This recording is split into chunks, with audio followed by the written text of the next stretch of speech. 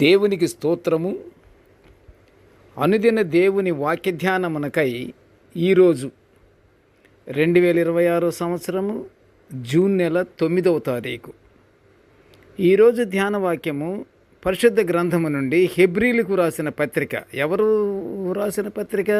అపొస్తలుడైన పౌలు గారు హెబ్రీలకు రాసిన పత్రికలోని 4వ అధ్యాయము 16వ వచనాన్ని మనం ధ్యానించుకుందాము. ప్రియ దేవుని బిడ్డలారా, వాక్య ధ్యానమునకై సిద్ధపడి ఉన్న మీ అందరికీ క్రీస్తు ప్రభు వారి ప్రశస్త నామములో దీవెనలు శుభములు కలుగునుగాక. వాక్య ధ్యానమునకు ముందర మనము ధ్యాన వాక్యాన్ని చదువుకుందాము. హెబ్రీలకు రాసిన పత్రికలోని 4వ అధ్యాయము 16వ వచనము. మనము కనికరింపబడి సమయోచితమైన సహాయము కొరకు కృప పొందునట్లు ధైర్యముతో కృపాసనమునొద్దకు చేరుదము.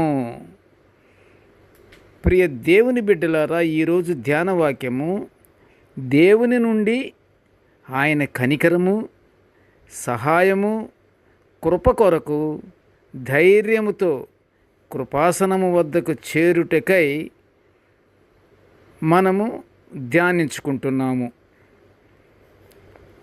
ప్రియ దేవుని బిడ్డలారా, మన దయగల తండ్రి, బలవంతుడైన దేవుడు, సమాధానకర్త అయినటువంటి అధిపతిని ఆశ్రయించు వారికి ఎలాంటి షరతులు పెట్టని దేవుడు మనకు సహాయం చేయటానికి, మనలను ఆదుకుంటానికి ఆయన 2 చేతులు మన వైపు చాపి లోకములో ప్రయాసపడుచున్న వారిని ఆయన యొద్దకు పిలుస్తున్నాడు.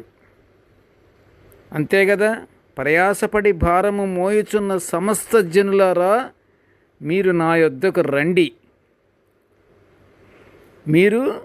యొద్దకు రండి అంటున్నాడు ప్రియ దేవుని బిడ్డలారా. అంతేకాదు, నేను సాత్వికుడను, దీన మనస్సు గలవాడను కాబట్టి మీ పాపములను ఒప్పుకొని నా వైపు తిరగండి అని దేవుడు దీన మనస్సుతో మనుషులను ఆహ్వానిస్తున్నాడు. ఎంత ధన్యత మనకి! ప్రభువారే దీన మనస్సుతో మనల్ని ఆహ్వానిస్తున్నాడు. మీరు పాపములు ఒప్పుకొని మీరు తిరిగి రండి, నా వైపు చూడండి, నేను పిలుస్తున్నాను, నేను మిమ్మల్ని అంటున్నాడు. ప్రియ దేవుని బిడ్డలారా, ఆయన ఆహ్వానము ప్రేమ వినయ మనసు గల వారికే వినపడుతుంది. జాగ్రత్త సుమా, ఇక్కడ చిన్న పాయింట్ని హృదయపూర్తిగా మీరు విని విశ్వసించాలి. ఆయన ఆహ్వానం ఎవరికి వినిపిస్తుంది? ప్రేమ వినయ మనస్సు గల వారికే వినపడుతుంది. ఆయన పిలుస్తున్నాడు, చేతులు చాపుతున్నాడు.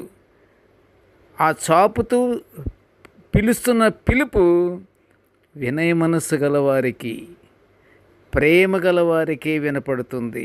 జాగ్రత్త సుమా, ఆయన సన్నిధిని గడుపుటకు, సహాయం కోరుటకు మధ్యలో ఎవరి అనుమతి అక్కర్లేదు. మన ప్రేమగల మనస్సే మనకు అనుమతి. యేసుక్రీస్తు ప్రభు వారిని పోలి నడుచుకుంటే, ప్రియ దేవుని బిడ్డలారా, తండ్రితో మనము ప్రత్యక్షంగా మాట్లాడవచ్చు, ఆయన కృపను కూడా పొందుకోవచ్చు. అట్టి ధన్యత మనకు దేవుడిచ్చాడు. మనం ఒకరికొకరము ప్రేమ కలిగి ఉన్నామంటే మనము ఆయన బిడ్డలమే. వినయ మనస్సు కలిగి మనము ప్రవర్తిస్తుంటే ఆయన కుమారులమే. మనము ఆయన కృపాసనం వద్దకు వెళ్ళే ధైర్యము, అంతటి గొప్ప భాగ్యము మనము పొందుకున్నామంటే అది దేవుడు మనల్ని ఎంతగా ప్రేమిస్తున్నాడో అంతటి ధన్యత, కృప మనము కలిగి ఉన్నాము. గనుక ప్రియ దేవుని బిడ్డలారా, ఆయన కట్టడలను, ఆయన ఆజ్ఞలను పాటించుచు, ఆయన బిడ్డలముగా మనము జీవించుచు, ఎడతెగని ప్రార్థనలతో దేవుని యొక్క పరలోక ఆశీర్వాదాలు పొందుకుందాము. ప్రార్థన చేసుకుందాము. ప్రేమగల తండ్రి, కృపగల నాయనా, నీకు స్తోత్రములు. తండ్రి, నీ యొక్క దివ్యమైనటువంటి వాక్యాలను మేము నిత్యము ఇలా ధ్యానించుకుంటున్న ఈ గొప్ప భాగ్యాన్ని మాకు అనుగ్రహించినందుకు నీకు ఘనమైన స్తోత్రములు తండ్రి, స్తోత్రములు, స్తోత్రములు తండ్రి. నాయన, నేటి వాక్య ధ్యానమును వినుచున్నటువంటి ప్రతి ఒక్కరిని ఆశీర్వదించు తండ్రి. వాక్య ధ్యానము చేయుచున్నటువంటి మమ్ములను ఆశీర్వదించు నాయన. కృపగల ప్రభువా, మేము ఎల్లప్పుడూ నీ యందు భయభక్తులు కలిగి దేవా, నీ యొక్క మాటలను బట్టి తండ్రి మేము నిత్యము ఆనందంతో మేము జీవించుచు నిన్ను మహిమపరుచుకునే భాగ్యాన్ని మాకు అనుగ్రహించమని ఈ మనవులన్నీ యేసయ్య పుణ్యనామమున వినయముగా వేడుకొనుచుంటున్నాము తండ్రి. ఆమెన్. దేవుడు మనల్నందరినీ బహుగా దీవించుగాక. Amen, amen, amen.